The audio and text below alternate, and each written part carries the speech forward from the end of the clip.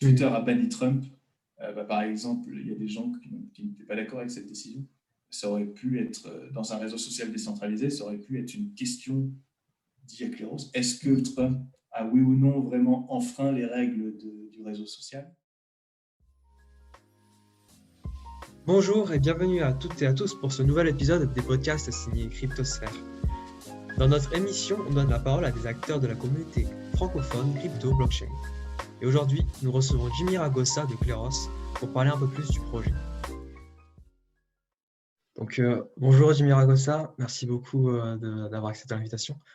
Donc, je vais te laisser te présenter un petit peu d'abord, puis après on continuera avec d'autres questions. Très bien. Oui, je suis Jimmy Ragosa, donc je suis Integration Manager chez Kleros, que je présenterai après.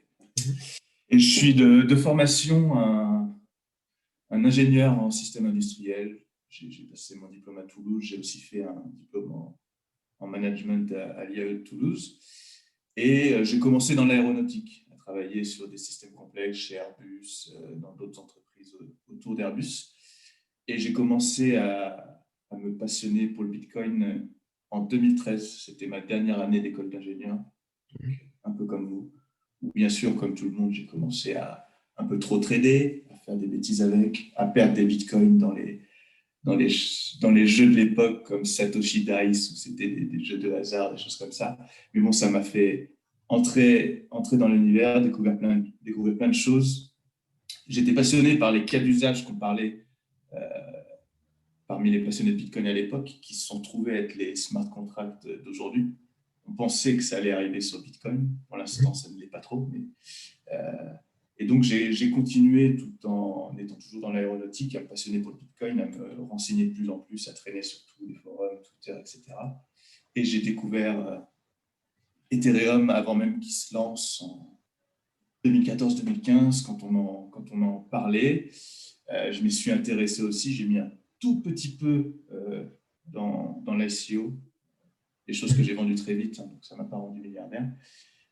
Et donc, je me suis beaucoup intéressé. Et après, j'ai rejoint parmi les premiers membres de l'Asset, qui est devenue Ethereum France. C'est l'association des passionnés d'Ethereum en France, qui avait été créée par Jérôme de Tichet. Il y avait Simon Pollereau, qui est connu pour l'association Ladan, maintenant Sexer aussi.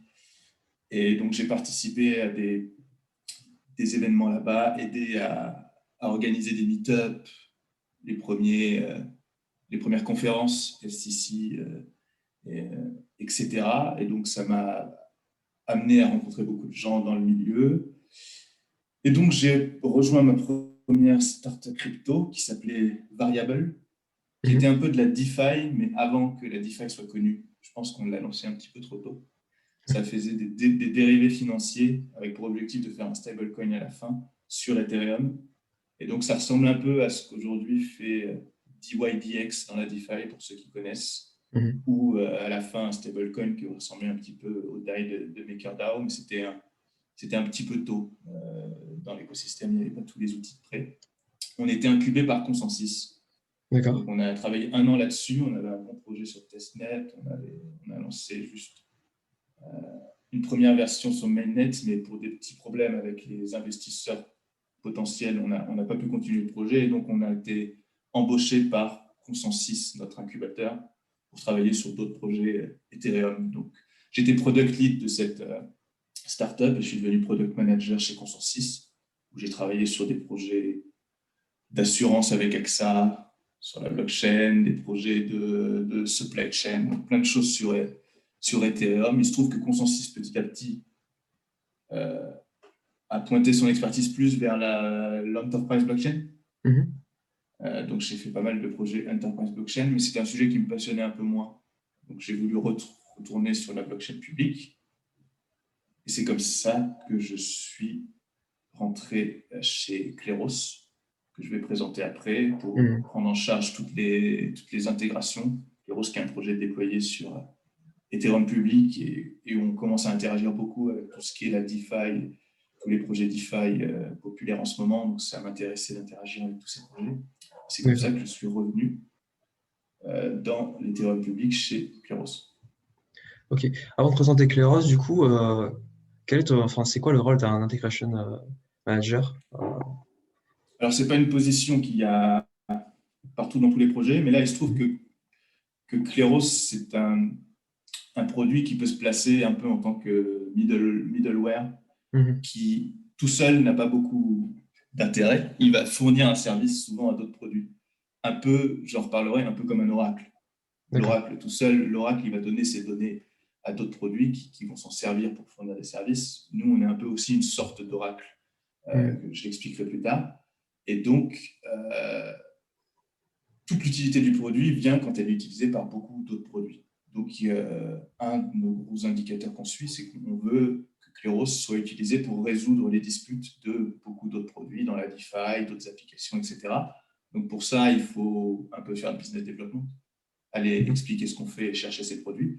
Puis, il faut gérer les projets d'intégration, accompagner ses clients et partenaires pour qu'ils puissent s'interfacer et utiliser notre service, et aussi trouver quel est le meilleur moyen d'orienter nos évolutions de produits pour que ça serve le plus possible les futurs partenaires et intégrateurs. Donc, comme ces intégrations et ces partenariats sont très importants et que ça commençait à faire beaucoup de travail pour les fondateurs quand ils étaient tout seuls à s'en occuper, ils avaient besoin de quelqu'un pour gérer toutes ces intégrations. Et c'est comme ça que je suis arrivé sur le projet, parce que j'avais une bonne connaissance de tout ce qui était environnement DeFi, quelques contacts par consensus avec les bonnes personnes.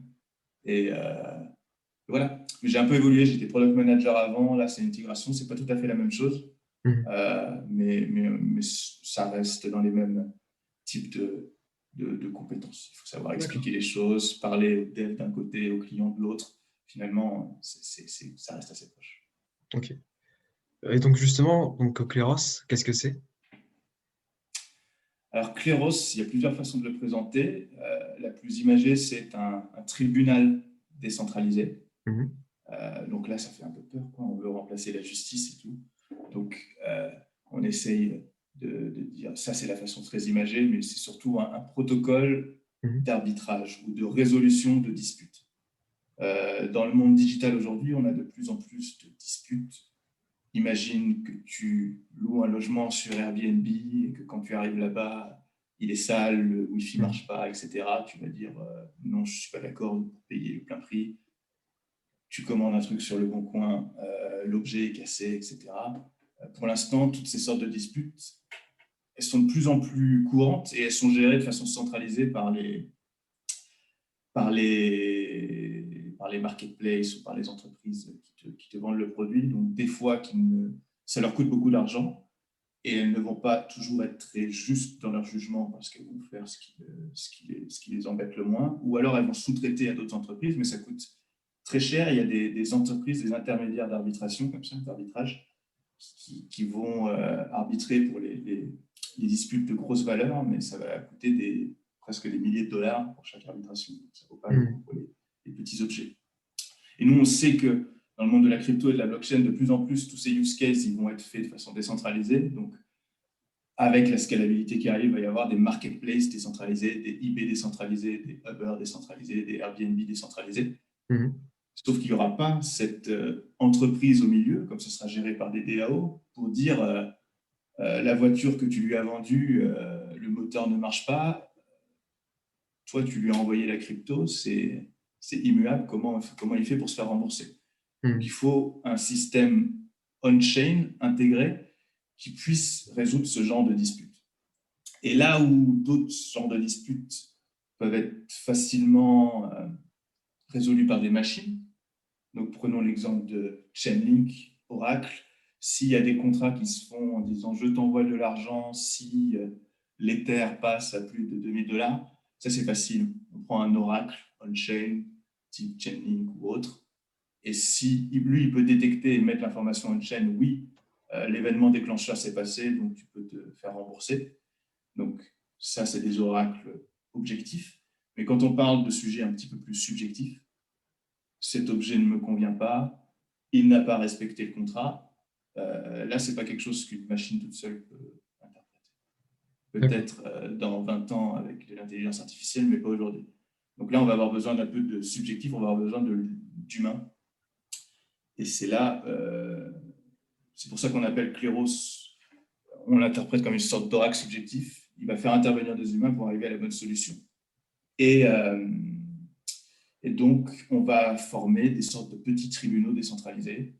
C'est-à-dire que, juste, je vais aller plus dans le détail après, mais Cléros, il va tirer au sort des humains qui stake sur Cléros. Et ces humains vont être des jurés dans les tribunaux et dans une dispute. Et il va y avoir un échange de preuves entre les deux parties qui sont en conflit, etc.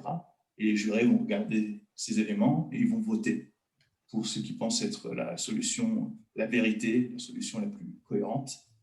Et il va y avoir des incentives, des récompenses pour eux, pour qu'ils soient amenés à voter pour la vérité. Et s'ils votent bien, ils vont être un peu récompensés. S'ils votent mal, ils vont perdre un petit peu d'argent. Il y a tout un système d'incentives qui fait qu'ils seront gagnants s'ils ont tendance à majorité à voter pour la vérité et la solution la plus cohérente. Et donc, pour faire de façon très simple, une application DeFi ou autre nous envoie une dispute. Nous, derrière, on s'occupe par nos smart contracts à tirer au sort les jurés, à faire qu'il y ait une décision. Et la décision va être renvoyée au smart contract, la décision finale. Et cette décision finale peut, de leur côté, enclencher un comportement comme un remboursement ou un remboursement de l'autre côté. Voilà. C'est une idée assez, je trouve assez originale. Quand même, dans le milieu de la blockchain, on imagine souvent plutôt des algorithmes, des machines, tu parlais de chaining et tout ça. Dans la blockchain, c'est beaucoup de calculs ou de machines qui font le travail. Là, cette fois, c'est l'humain. Je trouve ça assez original. Et du coup, d'où est venue l'idée, en fait, comment c'est venu cette idée d'utiliser cette méthode-là, quoi. Oui. Alors, comme je l'ai dit, je n'étais pas là au tout début du projet, mais je connais l'idée, donc je vais un petit peu me répéter, mais c'est quand les fondateurs se sont intéressés à la blockchain, etc., et qu'ils ont vu tous ces services qui pouvaient être décentralisés, ils se sont rendus compte qu'il y avait dès qu'il y a un petit conflit, une dispute, on doit intervenir un acteur centralisé. Et ça va contre l'éthique et la vision de ce type de projet. C'est-à-dire, si je fais un marketplace décentralisé où les gens directement s'envoient un objet ou un service et peuvent payer directement en crypto, mais que dès qu'il y a un petit problème, on doit appeler l'admin, que c'est l'admin tout-puissant qui décide. On a recentralisé la chose. L'admin peut tricher si c'est son neveu qui lui demande un petit service. Et donc, finalement, tout l'aspect décentralisé du système s'écroule dès qu'il y a un conflit. Et on sait que dès qu'on va commencer à faire du volume dans les transactions, on aura toujours 1% de conflit. Donc, les fondateurs, Federico et Clément, CEO et CTO, se sont rendus compte que ce point de centralisation, il allait apparaître sur tous les projets, que ce soit marketplace, service, par exemple, des marketplaces de jobs décentralisés, etc. Il y a un point centralisateur qui allait revenir. Et même aussi dans les DAO, quand il y a des conflits entre un participant d'une DAO qui veut être payé pour une tâche, mais les autres lui disent non, tu n'as pas bien fait ta tâche, etc. Il y a ce point centralisateur de conflit qui allait toujours arriver. Donc, ils ont voulu construire un système qui allait au moins rendre plus décentralisé, ouvert à tout le monde et moins biaiser la décision. Il y a un vote qui est fait, mais tout est transparent. On peut regarder comment la décision a été faite. Donc, tout le monde pourra être d'accord avec cette décision. C'est ouvert à tout le monde. Tout le monde peut apporter des éléments à l'argumentaire pendant le débat qu'il y a pendant une dispute. Et donc, ça rend les choses plus ouvertes, plus justes. Et ça permet aussi à certaines plateformes de dire attendez, quand il y a des disputes, ne venez pas vous énerver contre moi. Moi, j'ai dédié ça à ce système Cléros qui est décentralisé ouvert. Donc, la décision qui a été prise, elle est non biaisée, prise par un tierce partie décentralisé. Et souvent, ça va éviter les conflits entre utilisateurs et la plateforme. D'accord. Donc, on a vu un petit peu aussi le fonctionnement de Cléros, on en a parlé à l'instant. Il y a aussi un token, donc le PNK. À quoi il sert dans la plateforme et de où vient son nom? Parce que je crois qu'il y a une petite histoire aussi avec ça. Ouais, il y a une petite histoire. Alors, PNK, ça vient de Pinakion. Donc, Mhm. c'est un mot grec. Et Pinakion, c'était une petite plaque de bronze dans la Grèce antique où les citoyens avaient leur nom gravé. C'était un peu leur carte d'identité, une Mhm. identification. Et on s'en servait dans une machine qui s'appelait une machine assez basique qui s'appelait le clérothérion, et c'est là d'où vient le nom Cléros. Donc D'accord. on a des fondateurs passionnés par la Grèce antique. Mhm. C'était une machine de tirage au sort, comme un gros bloc avec plein de fentes, où les citoyens venaient mettre leur plaque d'identité dedans, le pinakion, et Mhm. à la fin, ça allait tirer au sort un certain nombre de cette plaque. Donc il faut plutôt quand même si c'était un peu plus évolué que ça, il faut penser à comme une machine de loterie où on mélange toutes les boules comme au loto. Mais ça Mhm. allait tirer au sort des plaques qui allaient constituer le jury pour un tribunal de citoyens.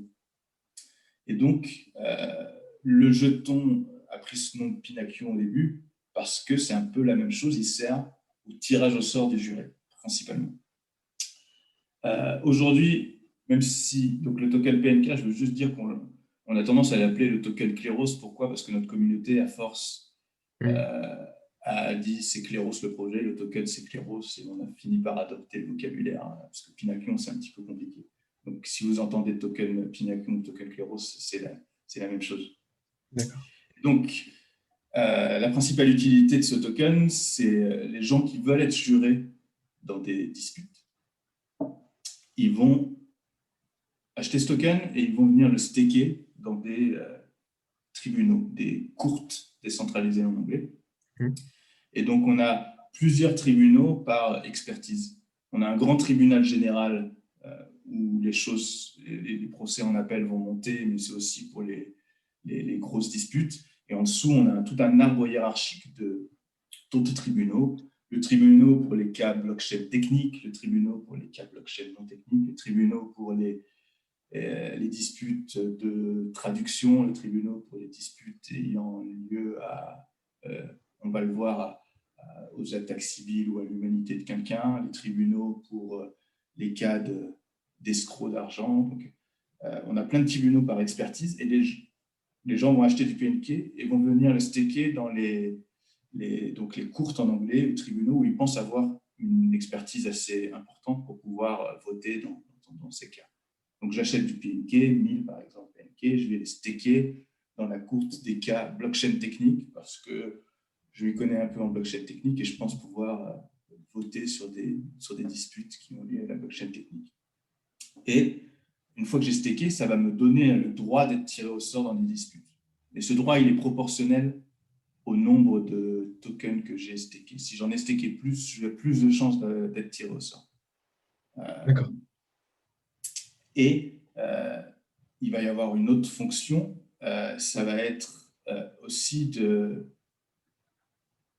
d'encourager, d'incentiver le fait de voter de façon cohérente.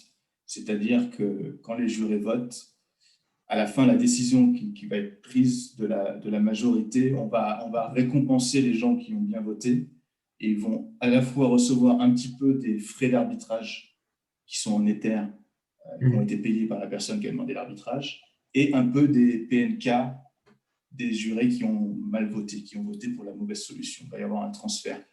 Et il y a tout un calcul de paramètres qu'on fait qui est expliqué mieux que je pourrais le faire dans le white paper, et qui fait que si en moyenne sur toutes les disputes où on va être tiré au sort, on vote de façon honnête, on va être gagnant et on va gagner du PNK et un peu d'Ether. À chaque fois, même si on s'en trompe une fois ou deux et qu'on n'est pas dans la majorité, si on vote de façon honnête, on va être gagnant en moyenne sur tous les projets où on va participer en tant que juré. Et la troisième Mhm. utilité de ce token, c'est que ça permet de protéger le système aussi contre des attaques. Si quelqu'un voulait acheter 51% de tous les tokens PNK pour pouvoir être juré sur tous les cas, Donc, ça va être à la fois un peu plus difficile parce que c'est un token séparé, donc il y a quand même une liquidité limitée. Si je veux en acheter 51%, je vais faire grimper le prix de 500%, ça va être très dur.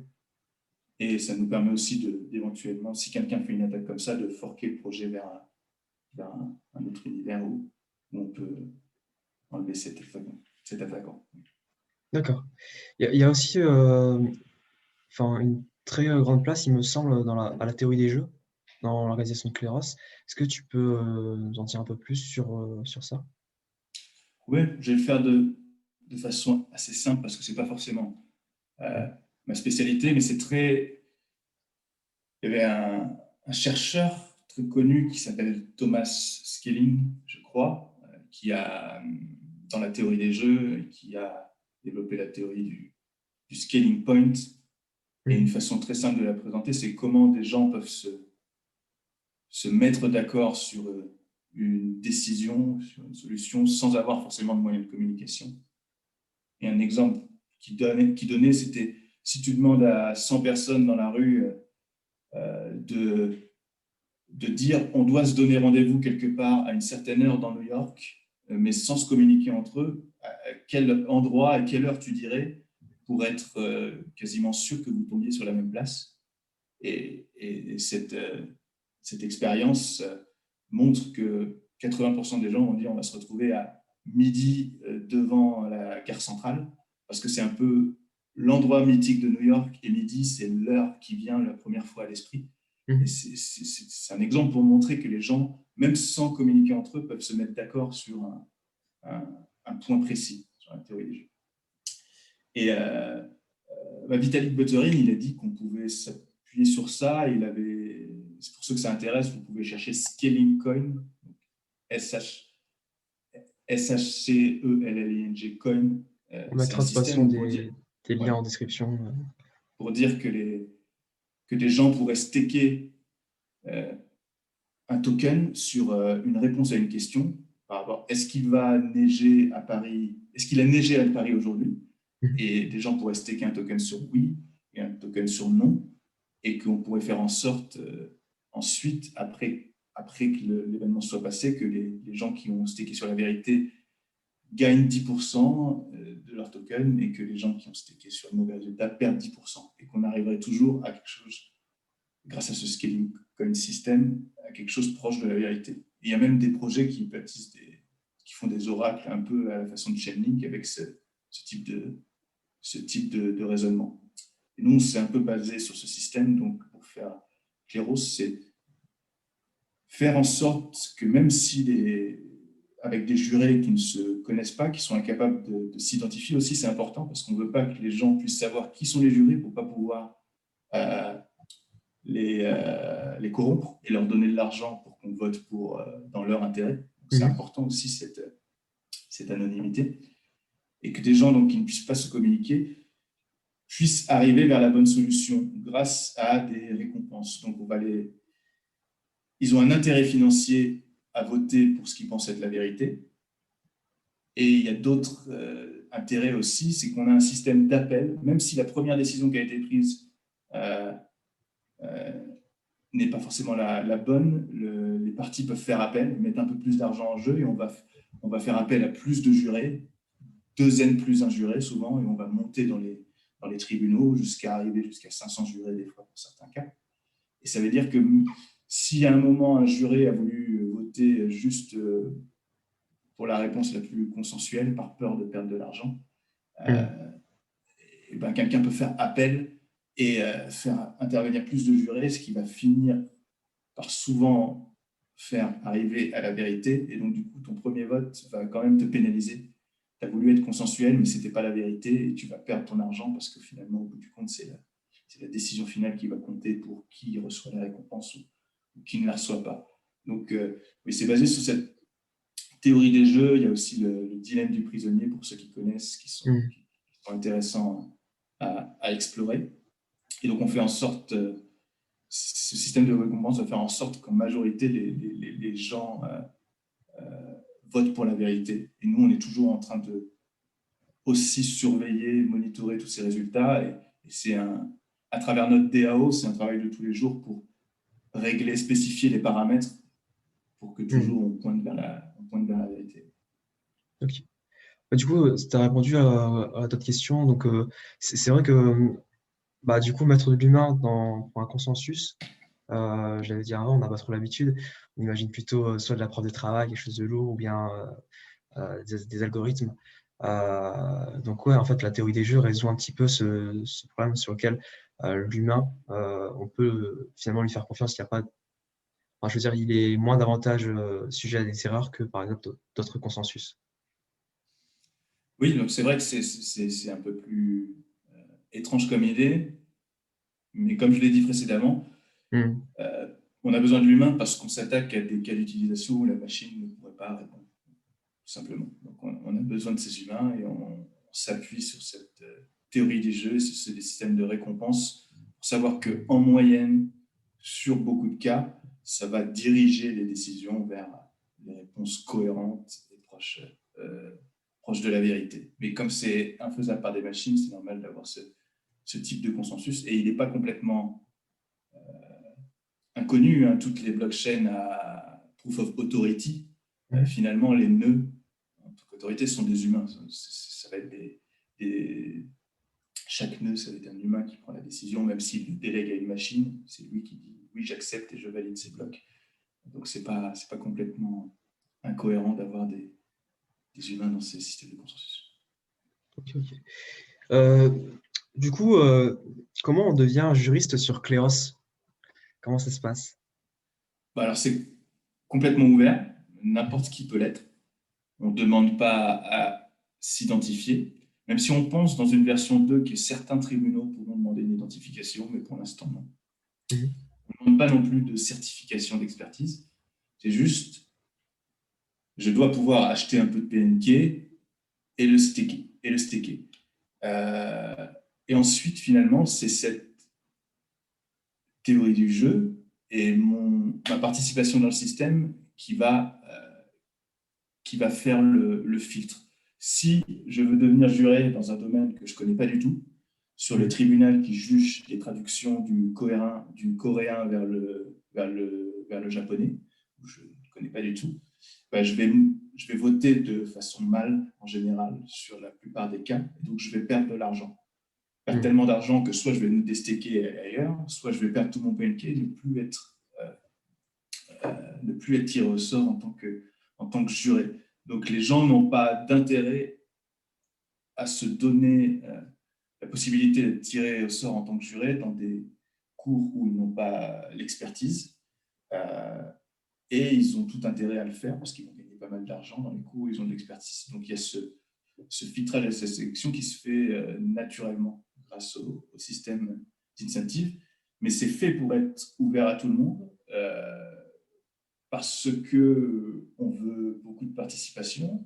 Il y a des gens qui ont de la compétence, mais qui viennent de pays peut-être un peu moins développés que les autres, mais qui n'avaient pas la possibilité de participer à ces systèmes d'arbitration, mais qui ont la compétence pour le faire. Et pour eux, les récompenses qu'ils vont tirer de ces systèmes peuvent être presque un salaire.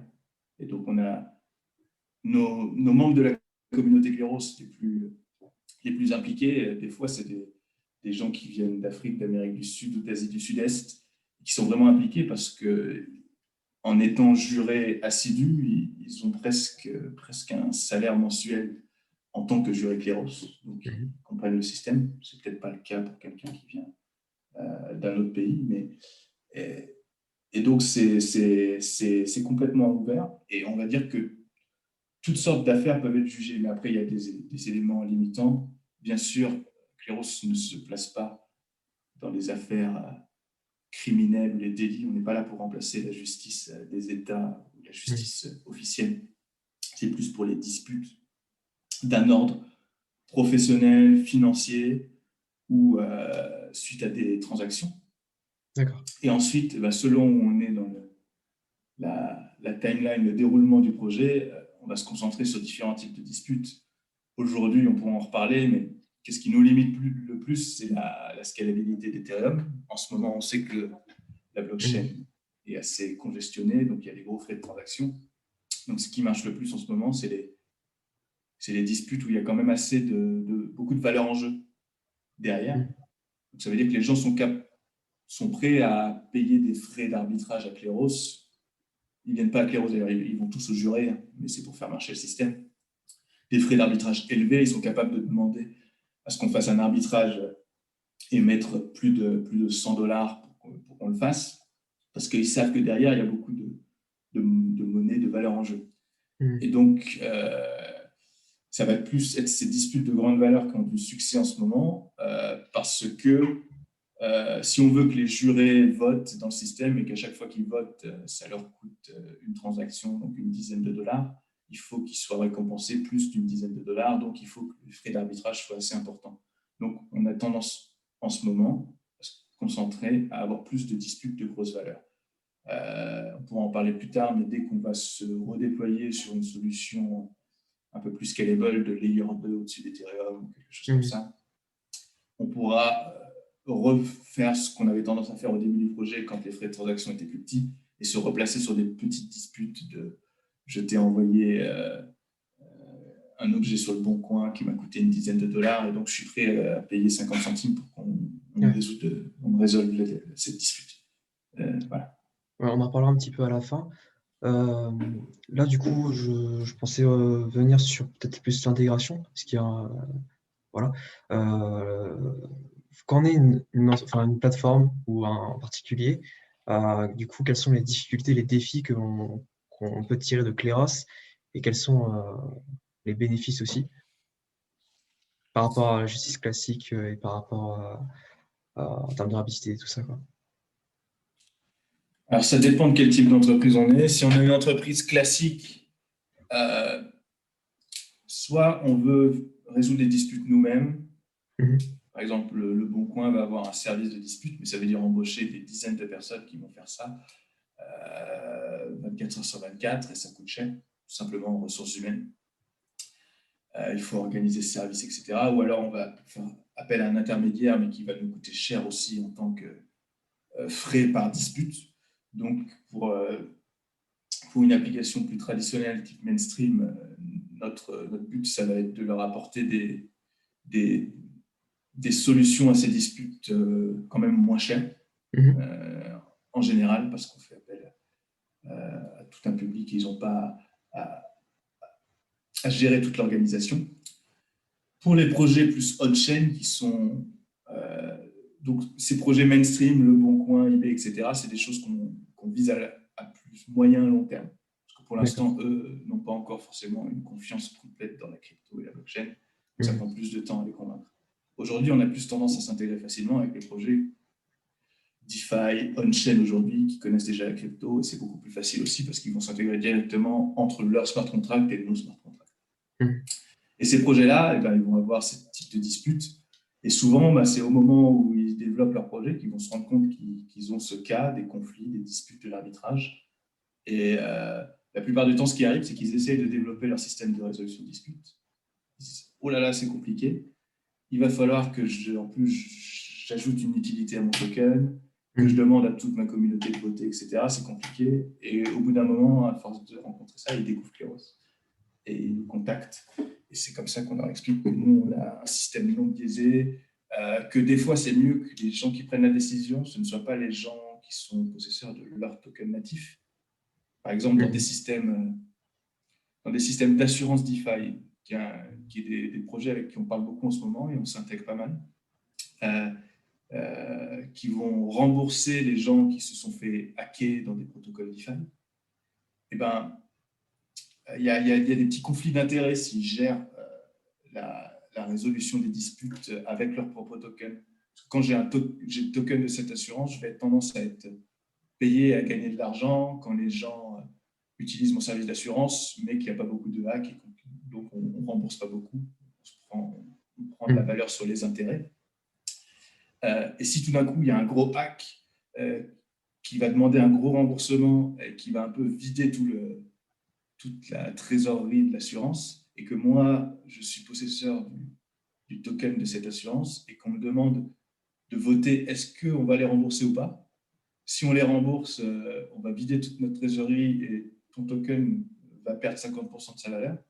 je vais avoir tendance à vouloir voter non, le hack, là, c'est un faux hack, on ne va pas les rembourser. C'est pas très bien, une fois, d'être à la fois juge et partie. C'est bien de déléguer à une autre communauté, un autre système qui est plus juste et qui n'est pas forcément biaisé. Donc, c'est comme ça qu'on voit les choses. Et donc, au niveau intégration, comme j'ai dit, ça va être soit le plus facile, enfin le plus direct, c'est au niveau smart contract. Ils envoient, dès qu'ils ont un conflit, ils envoient une dispute sous un certain format, qui sont les parties en dispute. Tu accompagnes avec un frais d'arbitrage et tu demandes quelles sont les options pour lesquelles on peut voter, oui ou non au remboursement. Nous, derrière, on tire les jurés, on leur propose ce vote, ils votent, et à la fin, on va envoyer un événement qui va être une décision, un ruling en anglais. Et les smart contracts de l'autre côté vont détecter cette décision, et s'ils voient que le vote a été oui, on envoie un remboursement. S'ils voient que le vote a été non, on déclenche une autre action. C'est comme ça que ça se fait. Après, ça peut être fait de façon moins pure blockchain. Ils peuvent nous envoyer la dispute eux-mêmes et ensuite lire la réponse à travers une API, une interface classique, moins direct crypto. Ils ont aussi le choix, en fait, de laisser la liberté à leurs utilisateurs qui sont en conflit de directement interagir avec Kleros ou de jouer l'intermédiaire et d'interagir avec Kleros à leur place.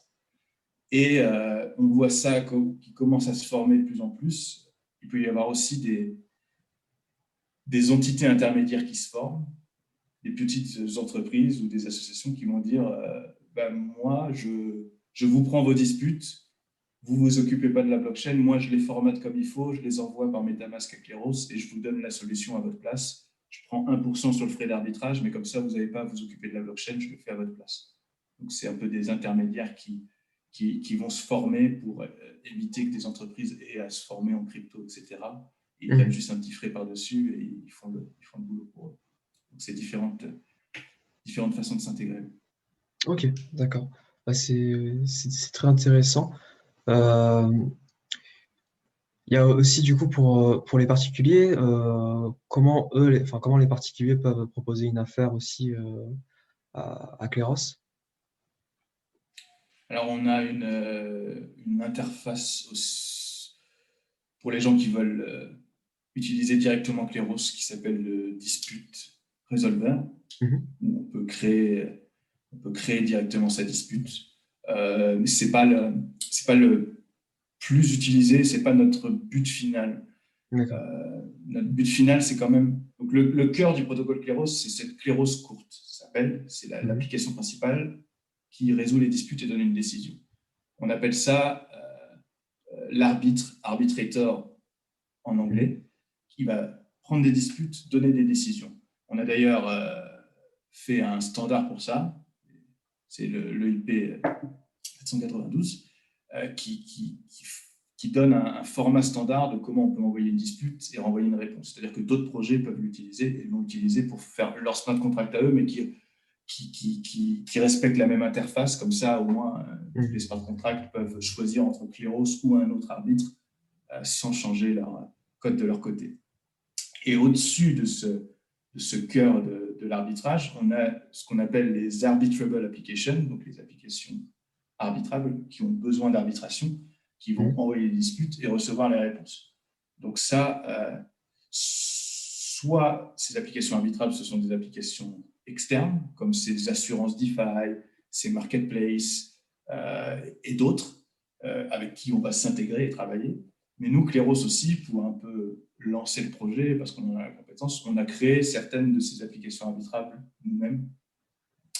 Et on a créé, par exemple, un marché de traduction pour des jobs de traduction qui s'appelle Lingo. Et on a lancé plein d'autres projets dont on pourra parler un peu après. Et chaque projet, chacun de ces applications arbitrables va proposer une interface un peu adaptée qui va simplifier la dispute et adaptée au cas d'utilisation. Donc, ce n'est pas notre objectif premier que des gens qui ont fait un pari sportif dans la rue entre copains viennent chez Kleros pour régler leur conflit à la fin. On va plutôt passer par des intermédiaires pour faire ça. D'accord. Justement, tu as parlé des différents produits que vous proposez. Donc, la courte qui est le principal de Cléros. Mais il y a aussi un Oracle, si je ne dis pas de bêtises. Il y a un Escrow, Lingo, dont tu parlais. Également, je crois que c'est beaucoup plus récent, c'est Proof of Humanity. Est-ce Ouais. que tu peux nous en parler un petit peu? Oui, donc il y a pas mal de choses qu'on a lancées nous-mêmes pour à la fois démontrer l'utilité de la courte, et il y a des choses qui ont beaucoup de succès en eux-mêmes. Donc, un des premiers cas, oui, ça a été l'escroc. Mhm. L'escroc en anglais, donc finissant par OW, dont j'ai toujours du mal à me rappeler la traduction en français. Il y a une traduction en français qui est complètement différente, mais Mhm. je vais la retrouver. Mais ça consiste à dire une transaction, quand il y a une transaction de service ou de produit donc, financière, je vais donner mon argent à un tierce partie de confiance qui va le garder euh, pendant que la transaction se déroule. Et une fois que les deux parties sont d'accord, OK, la transaction s'est bien faite, bah, on libère les fonds d'un côté et peut-être le produit de l'autre euh, pour, voilà, pour s'assurer qu'il n'y ait pas d'arnaque. Et donc, ça a toujours été un des cas d'utilisation les plus communs pour les smart contracts. Et donc, nous, on a fait ça, cet escroc, où les gens vont, s'ils font un échange de crypto-monnaie, ben, ils vont verrouiller leur crypto-monnaie dans le smart contract escroc au milieu qui veulent s'échanger. Si tout le monde est d'accord, OK, il y a le bon montant, ça s'échange. Les gens disent oui, on est OK. Quand il y a le oui des deux côtés, on échange. Si les gens disent non, tu ne m'as pas donné la bonne crypto-monnaie, tu ne m'as pas donné le bon montant, bam, ça part vers Kéros, il y a une dispute. Les jurés regardent les éléments, disent oui, il a raison, il n'y a pas le bon montant, et du coup, les valeurs vont repartir vers leur argent original, ou alors ils vont être remboursés partiellement, euh, des choses comme ça. Donc, c'est un cas d'usage un peu simple, mais qui est au cœur des choses. Et donc, ça, les gens l'utilisent. Ça a repris un tout petit peu de popularité il n'y a pas longtemps, parce que les gens l'utilisaient pour faire des transactions de NFT, mais de NFT qui ont un pendant physique. Les NFT D'accord. où tu achètes le NFT d'un tableau, il y a aussi un vrai tableau qui vient avec. Donc Mhm. les gens mettaient le NFT, la valeur en escroc, et c'était libéré que quand on s'assurait qu'on avait aussi reçu le tableau physique. Et là, le paiement était libéré vers le vendeur, des choses comme ça. Ok. Parce que le NFT pure on-chain, il n'y a pas besoin d'escroc, parce qu'une fois que Mhm. tu l'envoies, il y a un smart contract qui peut s'occuper de ne le libérer que quand on a reçu le paiement. Là, on n'a pas besoin d'humain. Mais quand il y a un aspect physique, eh ben, il faut pouvoir s'assurer que la livraison physique a bien été faite. D'accord. Et je viens de Donc, vérifier, escroc, du coup, ouais, en français, on pourrait dire dépôt fiduciaire. Donc, ça voilà. n'aide pas beaucoup, hein, je pense. C'est, c'est- C'était c'est- pas, c'est- c'était pas ça que je pensais comme traduction. Est-ce que tu en Moi as trouvé aussi, une autre? mais c'est fou, hein. Escroc, c'est pareil, j'ai pas. Je vois ce que c'est, mais j'ai pas la traduction non plus. Moi aussi, je cherche très très vite. J'ai dit non. J'avais trouvé un autre mot. Ah, ils disent paiement avec tiers de confiance. Ouais. Ah voilà, compte séquestre. Je crois que Ah ouais. c'était ça que je Ouais. cherchais. Séquestre, on ne l'utilise pas beaucoup, mais ça, au moins c'est imagé parce qu'il y a quelqu'un qui séquestre les fonds tant que Mhm. ça ne s'est pas fait et ensuite il les libère. Bah ça, il y a plein d'entreprises, ils font que ça. Il y a des Mhm. entreprises qui disent dès que tu vends ta maison, eh ben, ils vont séquestrer les fonds pour toi avant de s'assurer que le bien est conforme à ce qui avait été dit dans l'annonce, etc. Donc, ça peut remplacer ce type d'entreprise. Après, donc, on a construit plein d'autres applications par-dessus. Linguo, c'est quand des gens vont s'offrir des services de traduction. Donc, je mets un document à traduire. Des gens vont dire OK, moi, je veux bien traduire ce document pour le prix que tu as mis. Ils donnent la Mhm. traduction. Et là, si la traduction est satisfaisante, parfait, le paiement se fait. Si la traduction n'est pas satisfaisante, n'importe qui peut regarder les traductions qui ont été fournies et les challenger, dire celle-là, elle n'a pas une qualité satisfaisante. Si la Mhm. qualité n'est pas satisfaisante, ça va chez Cléros qui décide qui sera payé ou non. Ensuite, on l'utilise aussi dans des conflits de DAO. On a un Cléros Governor qui, si il y a eu un proposal qui a été voté dans une DAO, mais que l'implémentation n'est pas conforme à ce qui a été dit dans la proposition, et ben, il peut y avoir aussi un conflit qui part chez Cléros et qui dit non, le paiement de la DAO ne doit pas partir parce que l'implémentation n'a pas été conforme. Donc, il y a plein de cas d'utilisation. Donc, un des plus courants, comme tu l'as dit, c'est l'oracle, l'oracle subjectif. Donc, c'est pour toutes les questions qu'on peut poser à un oracle, mais qui ne peuvent pas être répondues par une machine. Donc, ça marche très bien pour les prediction markets. Kleros est l'arbitrateur principal pour, par exemple, le prediction market Omen, donc où les gens peuvent parier sur ce qui va se passer dans des événements du monde réel. Et donc, un des deux cas les plus connus, parce qu'ils ont fait appel à Kleros et il y avait des millions de dollars en jeu, donc jusqu'à 2,5 millions de dollars. C'était un des premiers, c'était un prediction market qui a été fait sur le Covid, où quelqu'un avait demandé est-ce qu'il y aura plus de 1000 morts en une journée à un moment en juillet 2020 aux États-Unis. Et donc, plein de gens ont parié. Il y a eu des millions de dollars sur oui, des millions de dollars sur non. Et est arrivée la fin du marché en juillet. Et là, il se trouvait qu'il y avait la source officielle du CDC américain qui disait oui, il y a eu 1005 morts. Et une autre source journalistique qui disait non, il y a eu 980 morts. Donc, les gens n'étaient pas d'accord. Ils avaient mis beaucoup d'argent en jeu. Et donc, c'est parti vers Kleros. Il y a un petit intermédiaire qui s'appelle Reality.if. Il y a d'abord un jeu de je mets un peu plus d'Ether à chaque fois sur chaque réponse, et si ça ne suffit pas à résoudre, ça part chez Kleros. Et là, il y a eu tout un débat avec des gens qui ont fait des vidéos YouTube pour argumenter, et des documents de 18 pages qui ont été échangés, etc., pour dire s'il y a bien eu 1000 morts, c'est la source officielle qui compte, c'est pas la source journalistique, etc. Et ça fait des grands débats sur Twitter, c'était super intéressant à suivre. Et finalement, la décision a été prise que oui, il y a eu plus de 1000 morts à un moment sur les États-Unis. Et ce cas s'est un peu repassé, ça s'est redéroulé fin décembre 2020 pour la présidentielle américaine, Biden-Trump. Il y avait un gros marché. Est-ce que Biden va gagner ? Et bien sûr, même quand Biden avait gagné, tous les Trump supporters ont dit non, il n'a pas gagné, il a triché. Donc, il y a eu une dispute Kleros où on s'est monté jusqu'à la Cour générale et où il y a eu 500 votes. Et les supporters de Trump étaient persuadés de gagner, mais il se trouve que les jurés Kleros sont quand même un peu plus répartis dans le monde, donc ils ont une autre vision de l'élection, et donc ils ont quand même validé le fait que c'est bien Biden qui a gagné l'élection. Donc, il y a eu 2,5 millions de dollars de débloqués côté de ceux qui avaient voté pour parier sur Biden. Donc ça, c'est un très gros use case. Et un des produits qu'on vient tout juste de lancer, comme tu en as parlé, le dernier que j'expliquerai, c'est Proof of Humanity, qui est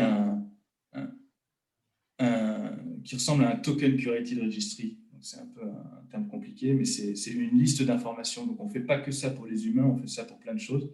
C'est une liste d'informations où tu dis je cherche à ce que ma communauté rassemble une information qui va être vérifiable et maintenue de façon ouverte. Et je définis une politique, des critères d'acceptance des informations.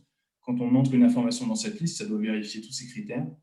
Et si ça ne vérifie pas ces critères, je ne l'accepte pas dans la liste. Et ça permet d'avoir des bonnes informations que toute la communauté rassemble. Et c'est très utile pour plein de cas. Et dans ce cas précis, on l'utilise pour créer une liste, un registre d'humains vérifiés comme étant des vrais humains et non des bots, non des fakes, des deepfakes ou des gens qui ont dupliqué leur identité. Et donc, ça va permettre d'être utilisé par d'autres applications pour résister, par exemple, à ce qu'on appelle aux attaques civiles, c'est-à-dire aux gens qui se font passer pour plein de comptes différents pour pouvoir profiter du système, pour pouvoir spammer un vote, pour pouvoir recevoir plein de tokens quand il y a un airdrop, parce que je me fais 100 comptes à moi et du coup, je me monopolise tout le token. Donc là, on a un registre d'humains, on va demander aux humains de soumettre leur profil en accompagnant une photo et une vidéo où ils montrent leur adresse et ils disent une certaine phrase. Et dès que quelqu'un repère que qu'on a un doublon, qu'on a quelqu'un qui a mis un faux filtre, qu'on a quelqu'un qui n'est pas une vraie personne, ils peuvent le challenger, ça va chez Kleros, et Kleros dit oui, c'est un humain, non, c'est pas un humain. Et donc, ça permet d'avoir une liste et un système basique d'identité très intéressant. On a des cas rigolos. Là, en ce moment, on a un cas parce qu'on a le PDG de Gitcoin Grant, tu vois, qui s'est inscrit dessus et qui a mis une photo comme ça de lui. Or, dans la politique, pour bien qu'on reconnaisse les humains, on a dit qu'on doit mettre une photo de face. Et donc, les gens nous disent, non, il n'est pas de face. Et du coup, il y a tout un débat. Oui, mais si on l'accepte comme ça, alors on ne va pas accepter les gens qui se mettent de dos et tout. Et les gens s'excitent sur ce débat, c'est très rigolo. Je ne sais pas encore. Pour l'instant, les premiers tours de vote ont fait qu'il est accepté dans le registre, mais il y a un mec très, très déterminé qui continue à faire appel et à mettre de plus en plus d'argent pour le refuser. Donc, on va voir jusqu'où ça ira. Et donc, ce registre d'humains, il pourra être utilisé par plein d'applications. Il y a déjà une application qui s'appelle le Ripio Credit Network qui fait un protocole de prêt décentralisé, un peu comme AV, etc., qui, dès que quelqu'un demande un prêt et que son adresse est aussi dans le Proof of Humanity, ben on va montrer son profil et du coup, il va avoir une certaine réputation. Tu es sûr que tu prêtes ton argent à un vrai humain et non à un bot ou un arnaqueur. On est en contact avec justement Gitcoin Grant, le service de donation à des projets, parce qu'ils se font souvent attaquer sous forme d'attaques civiles aussi par des gens, parce qu'ils ont un système où plus tu as de petits donateurs individuels, plus tu recevras d'argent en matching par ils ont une pool d'argent quand tu donnes 1 euro, souvent le projet va recevoir 2 euros. Plus il reçoit de dons c'est du quadratic funding, plus il reçoit de petits dons individuels, plus ils vont recevoir d'argent à côté. C'est pour que les projets populaires reçoivent plus d'argent et que ça diminue l'effet de gros swells qui vont donner plein d'argent. Alors là, il y a moins d'impact sur le matching. Donc, ils peuvent se faire attaquer, eux, par des gens qui vont créer 100 comptes et faire plein de petites donations pour être sûr de recevoir plus d'argent à la fin. Là, ils pourraient dire non, je n'accepte que les paiements de gens enregistrés dans Proof of Humanity, ou alors je vais faire du gros matching que pour les gens qui sont enregistrés dans Proof of Humanity, et ça permet de résister à ce type d'attaque civile. On peut penser à des projets qui pourraient faire des airdrops de tokens, mais que pour les gens qui sont dans Proof of Humanity. Ça s'assure que tu vas donner 10 tokens par humain et non pas finalement 90% des tokens à 3 whales qui avaient participé à beaucoup de protocoles. Et ce qui est surtout le dernier point que je ferai, c'est le plus intéressant, c'est qu'on lance une DAO par-dessus qui va gérer tout ça. Et cette DAO, elle va permettre de faire la première DAO vraiment démocratique avec une personne égale un vote. On va s'assurer que chaque humain a un vote pour chaque proposition qui sera faite dans cette DAO, ce qui va éviter le fait que finalement les personnes riches qui ont beaucoup de tokens puissent à elles seules faire basculer le vote d'un côté ou de l'autre, et on a l'impression que nous, notre vote de petit holder ne compte même pas parce qu'il y a quelqu'un qui a 30% de la supply. Ça permet de faire quelque chose de plus démocratique. Et une des premières applications qui a été créée là-dessus, sur ce registre aussi, c'est une expérimentation de revenu universel basique, de UBI. Dès qu'on est enregistré dans ce registre, dans cette liste d'humains, on commence à recevoir un token UBI qui est streamé, c'est très intéressant aussi, il est versé seconde par seconde sur ton compte, dès que tu es sur le registre. Et comme ce registre est ouvert à tout humain, c'est la première expérimentation complètement ouverte de UBI. Donc, il y a encore plein d'améliorations à faire parce qu'on veut que ce token il garde sa valeur. C'est encore difficile d'accéder à ce registre parce qu'il faut s'y connaître en blockchain, il faut avoir un ordinateur, il faut payer certains frais parce que c'est encore sur Ethereum public, donc ça coûte cher. Il y a plein d'améliorations à faire, mais c'est super intéressant. Et ça a plein de succès en Amérique latine parce qu'il y a une grosse communauté très axée revenu universel basique là-bas. Et donc, on a dépassé les 1000 personnes enregistrées il y a quelques jours. Beaucoup de succès en Amérique du Sud et c'est un projet très intéressant à suivre. Et ce UBI, donc le token du revenu universel, ce sera un token comme les autres, c'est-à-dire qu'on peut échanger, transformer en notre crypto. Je veux dire. C'est un ERC20 classique, okay. Mais qui utilise une technologie qui peut utiliser jusqu'à aujourd'hui, qui permet de faire du streaming payment, donc du payment à la seconde. Dès que tu es dans le registre et que tu actives ce token, en fait, tu vas le recevoir dans ton wallet, que ce soit ton MetaMask ou autre, seconde par seconde. À un rythme d'aujourd'hui, c'est 700. Tu as 1 UBI par heure, donc 720 UBI par mois. Et en fait, technologiquement, qu'est-ce qui se passe derrière? C'est que tu le reçois sur ta balance et dès que tu vas faire une première transaction avec, l'envoyer quelque part, il va être vraiment émis par le contrat. Il est émis que quand tu l'utilises pour la première fois. C'est comme ça que ça se passe technologiquement. En fait, au début, derrière, c'est juste ta balance qui change dans le contrat. Tel compte a tant de balance qui augmente toutes les secondes et il est vraiment émis qu'au moment où tu l'utilises pour la première fois. C'est très intéressant. C'est une des premières utilisations de ce type de contrat. Et donc, il est live. Les gens peuvent le recevoir, peuvent l'échanger sur Uniswap dès maintenant. On a mis en place un petit peu de liquidity mining aussi, donc on peut le mettre sur une paire UBI Ether ou UBI DAI sur Uniswap et recevoir un peu plus de récompenses en UBI. Donc oui, c'est live et c'est intéressant. Pour continuer, justement, tu parlais de Ethereum aussi, les frais de transaction. Comment ça se passe? Comment vous gérez en fait tout ça? Est-ce que vous prévoyez des solutions d'ailleurs, des choses comme ça? Oui. Alors, on ne va pas se mentir, c'est compliqué depuis plusieurs mois. Ethereum est congestionné, toutes les transactions coûtent cher. Donc, qu'est-ce que ça a fait sur l'écosystème des applications? C'est que ça a eu tendance à filtrer. Les applications qui sont devenues populaires sont celles qui résistaient le mieux à cette hausse de frais. Donc, c'est toute la DeFi, les applications financières où, quand on les utilise bien, on va avoir tendance à gagner de l'argent. Donc, ça nous dérange pas de payer des gros frais de transaction parce qu'au final, on va quand même gagner de l'argent à la fin. Donc, tous les protocoles DeFi comme Aave, Maker, Uniswap, etc., ça ne m'embête pas de payer des dizaines de dollars à chaque transaction parce qu'à la fin, je vais quand même faire un peu de mining où je vais avoir des rewards et je vais être remboursé. Donc, les applications qui marchent le mieux restent toutes ces applications financières où aussi les gens vont avoir tendance à faire des grosses transactions et donc finalement les frais importent peu tant que je dépense plus de 5 000 ou 10 000 dollars à chaque fois.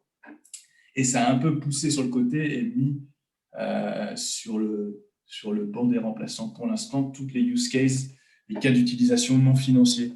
Kleros en fait quand même un peu partie.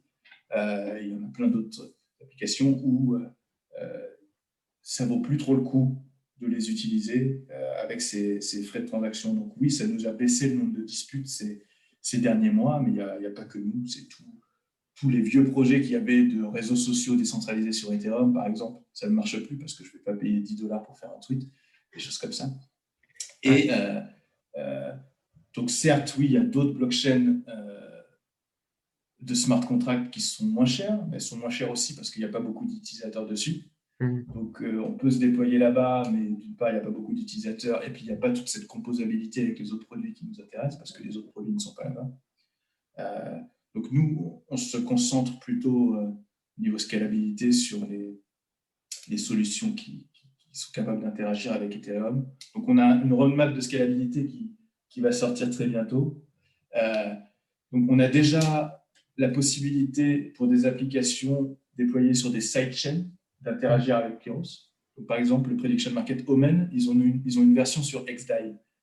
XDAI qui est une sidechain d'Ethereum. Donc, quand je dis sidechain, ça veut dire qu'ils ont leur propre nœud, leur propre consensus de sécurité eux-mêmes, mais ils ont quand même un ancrage sur Ethereum.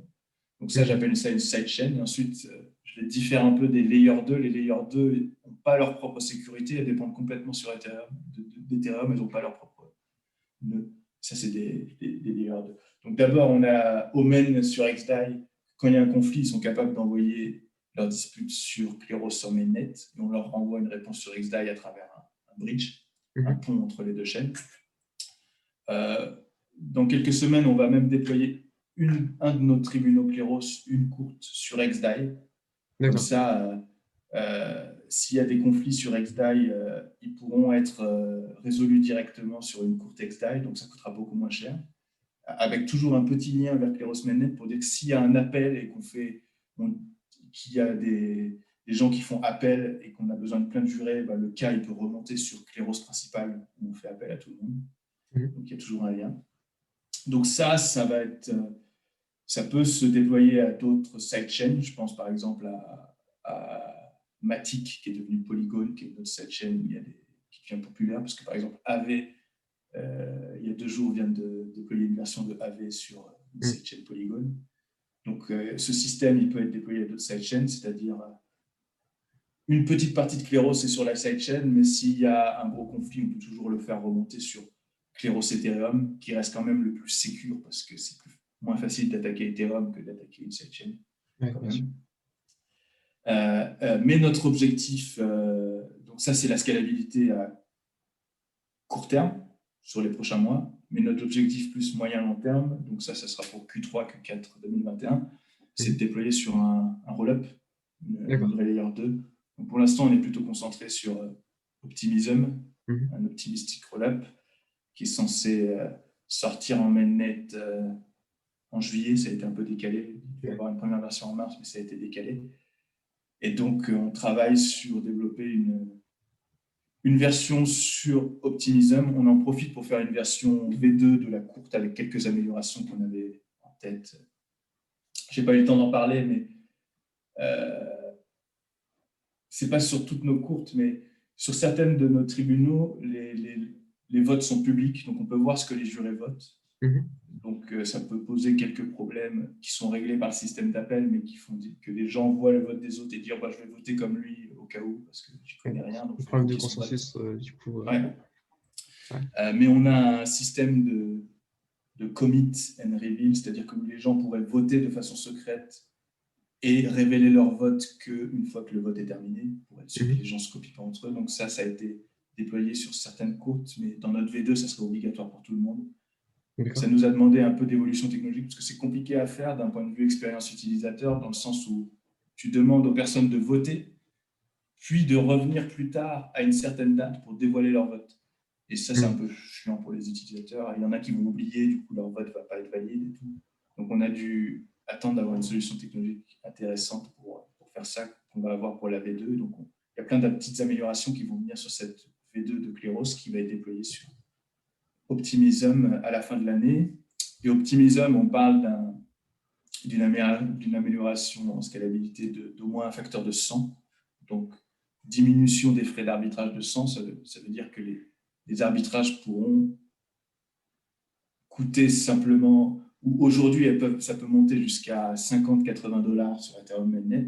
Là, ça va baisser à 50 centimes, 80 centimes par arbitrage, et donc ça va permettre de résoudre des petites disputes dans des petits cas.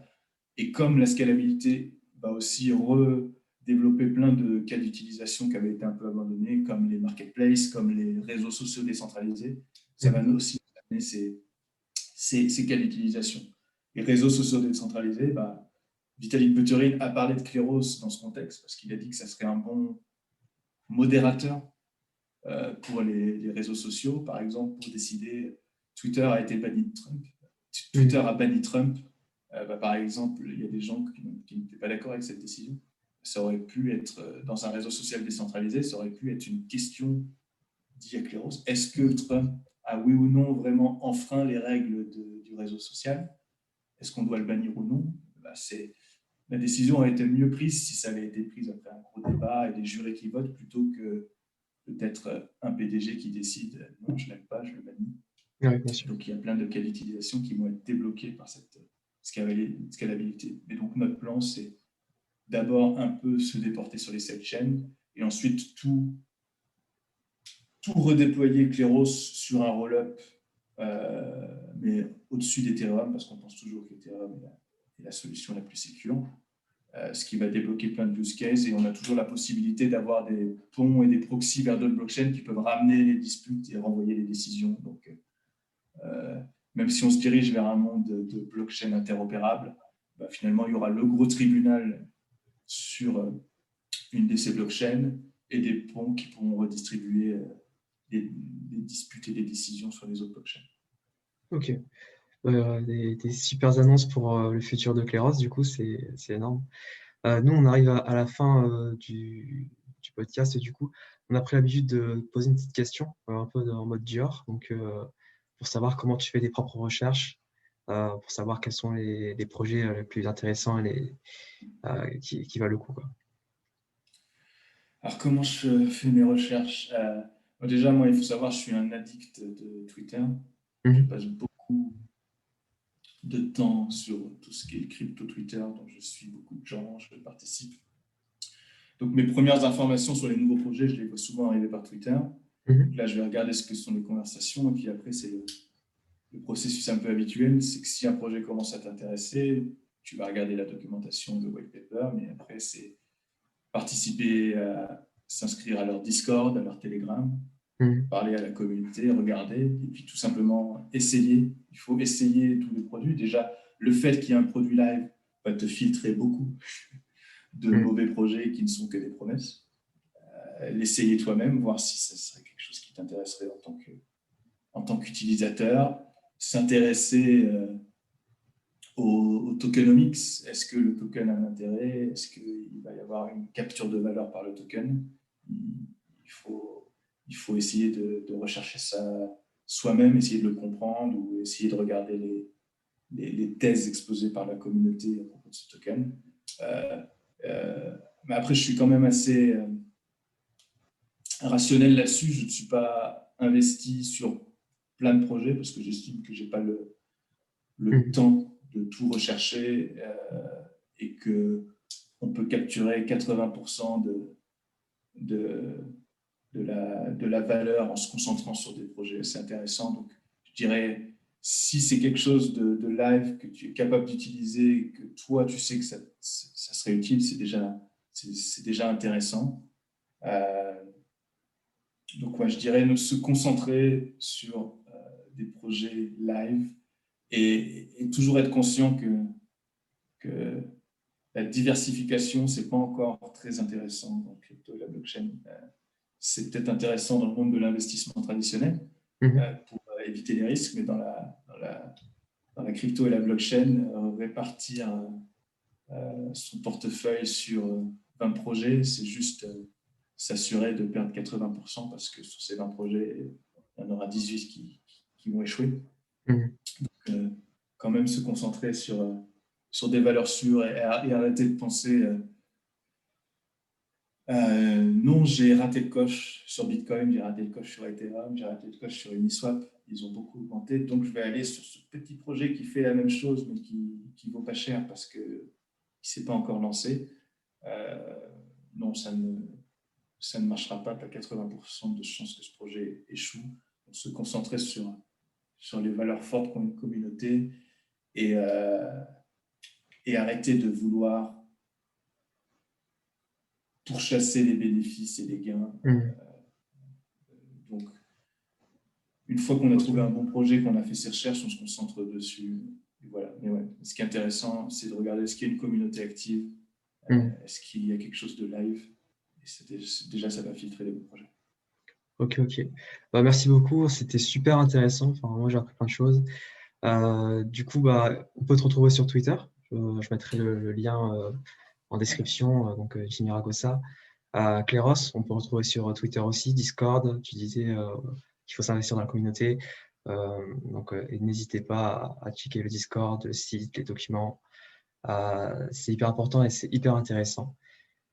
Donc, merci beaucoup, Jimmy Ragosa, pour être venu. Puis à bientôt, du coup. Au revoir. Merci à toi. Ce podcast touche à sa fin. Un grand merci à vous de nous avoir écoutés. N'oubliez surtout pas de faire vos propres recherches. N'hésitez pas à aller sur nos pages LinkedIn et nos pages Twitter de Cryptosphère pour suivre tous nos autres projets.